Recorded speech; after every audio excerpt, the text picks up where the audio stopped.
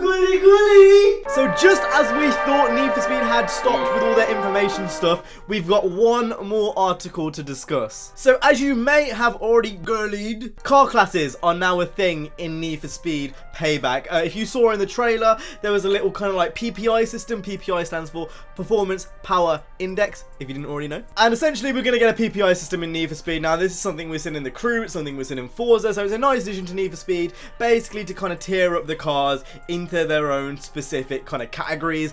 I'm all for that idea. I think that's absolutely great that they're doing that, and it just makes everything a lot more balanced and a lot more interesting, especially for multiplayer. Now you can actually balance the races, so you can have a tier 1 race and a tier 2 race and a tier 3 race. Obviously nothing's been announced yet, but I assume that's probably going to happen, and that kind of goes hand in hand with what I'm going to talk about today. So as well as talking about a few new cars, which we'll talk about at the end of the video, we're also going to talk about car classes. So as we know, there is 5 car classes in the game: race, off-road, drag, drift, and runner. So each specific class comes with its own description. I'm going to go quickly run through all of them. Obviously, most of them are pretty self-explanatory, but there's a few which kind of had me a bit confused, so it's nice to get some like solid info on it. And then obviously, we'll talk about some of the new cars which I missed on the trailers. So let's go ahead and talk about race cars. So pretty self-explanatory. Race cars are cars that you're going to need for street racing and Need for Speed Payback, and that's actually what the article says. It says it's the staple for any car collection, which is nice to see. That racing isn't going anywhere. This is like a genre of car which you're going to need lots of in Payback, or you can have lots of. It's one of the kind of core things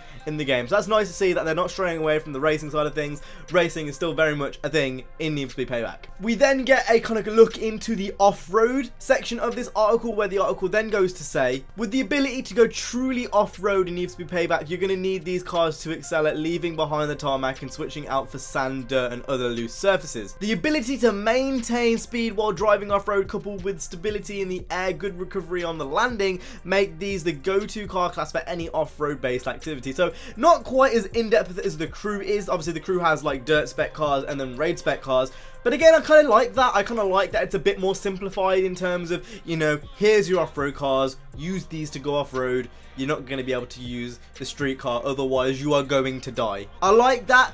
Honestly, I'm not a big fan of off-roading. I've mentioned this many times before. I'm pretty much going to stay to the track as much as I can. But it's nice to see that they've separated it. If they are going to do off-roading, I don't want to go off-road in every single other car. That's good. Give me the off-road classes for that. That's fine. We then have the drag class, which again is pretty self-explanatory. These cars are going to be used for drag races. Straight line speed is what these are about. We saw a few screenshots and a few gameplay of the 240Z, which is a drag car, which is pretty cool to see. So again, nice to see that this is coming. Makes complete sense. We then have drift cars. Again, pretty self-explanatory. Drift cars go around corners like skrrr.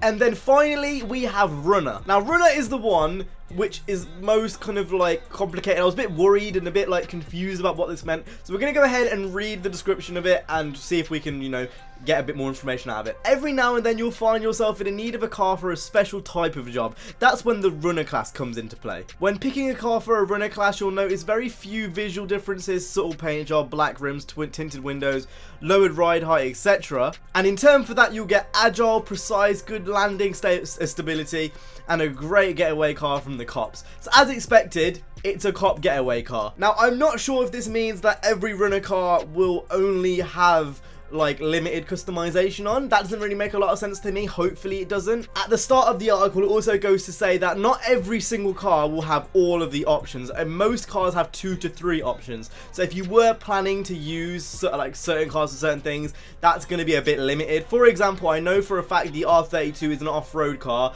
but you're probably not going to be able to use that for something else. So there is a bit of a restriction on it, which to be honest is a bit disappointing. I would have liked to use any car for any specific job, but hopefully this can be updated further on down the line. Honestly, I think that's one of the most disappointing things about all of this, is the fact that some of them are limited to certain things. I would have liked to seen it as you know, all cars can do everything. You just need to add the specific parts onto it. But again, this is nothing they can't do in the future. I'm doubtful they will do it in the future, but you know, I'm just wishful thinking at this point. What does make up for that in my head though is the fact that, you know, so much customization and so much thought has gone into the customization in this game. Although it is quite disappointing that I'm not going to be able to make my R32 hypothetically a drift car. Obviously I don't know that for a fact, but the fact I can't do that is a bit disappointing. I guess I could take a race car into a drift event if I wanted to. But again, it goes back to the point of like it makes up for that kind of makes up for it for how much customization's in the game. So I'm not too bummed out, but it would have been nice if I could have had that freedom. Anyway, that's it for the car classes. Again, pretty self-explanatory besides runner and obviously a few others. So now we're going to go ahead and talk about the new cars that are coming to Need for Speed Payback, which I missed in the trailer. Right, so I'm just going to run down through these cars, show you a few gameplays and screenshots, and then we're going to go from there. 911 Carrera S, AMG GT, R32 GTR, and 2015 Civic Type R, or the FK2 if you didn't already know. And those are all the new cars, which I missed out initially. We also got a big gameplay in the trailer, which I didn't show last time, so I'll show now.